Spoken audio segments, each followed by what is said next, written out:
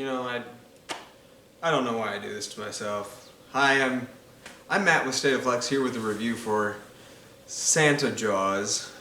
And yeah, when you go into a movie like Santa Jaws, you are setting yourself up for a probable letdown, because nothing can capitalize on the quality of that title. This is the last of the quote-unquote Jaws movies I'm going to review. This one, a sequel kind of in name only. It's not directly tied to any of the franchise. However, when I first started looking into rewatching the Jaws movies that I didn't own on my Roku, this one popped up as one of the movies, and I was like, what is this madness? So I decided to give it a fair shot, but I wanted to give it the fairest shot of all by watching them all in order of release. And you know what?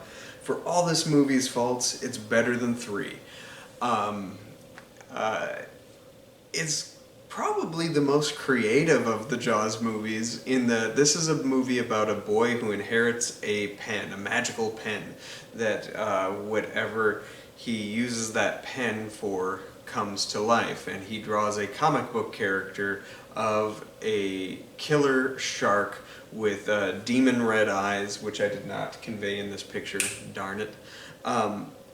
It has demon red eyes, a protuberance on its forehead, similar to that of a narwhal. That's a giant peppermint stick. And then it has a Santa hat on its back dorsal fin, as well as Christmas lights wrapping all around it. And when he draws this thing, it comes to life and starts slaying people in the town. And it's a weird Christmas movie. Weird only in that it has less of a Christmas feel than Jaws the Revenge, which is only a Christmas movie for the first 30 minutes or so, but that one really kind of immerses you in this feeling of Christmas, and I kind of wanted that from this. If you're going to give me Christmas, make it fucking Christmas.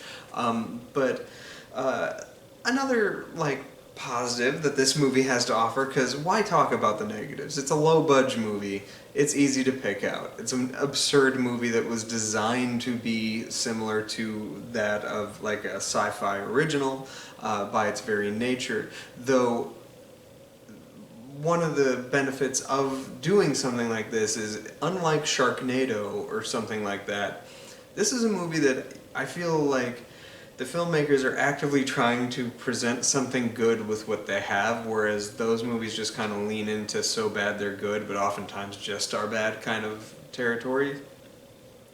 The actors in this, particularly that of the main character, the kid who inherits the pen, I fully feel like he believed he's like, well, this is a movie, so I'm going to make this, if this is going in my audition reel or my audition tape that I can pass out to potential future directors, they're going to see that I'm going to commit to the piece. And that dude, who's like only 15 or something like that, is really good with the material that he's given, and he's giving it his all.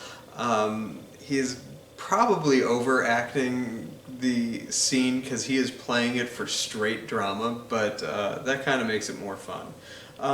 This is a watchable bad movie, unlike the third one, which is an unwatchably bad movie. Yeah, I didn't have as much fun with it as I had. As absurd as this one is, which it sure is absurd, it doesn't have the absurdity on a grand spectacle scale that Jaws the Revenge had, so I can't give it the same recommendation of it's so bad it's great. This movie is just, it is what it is. You know what? I give filmmakers like this merit for doing something and thinking outside of the box.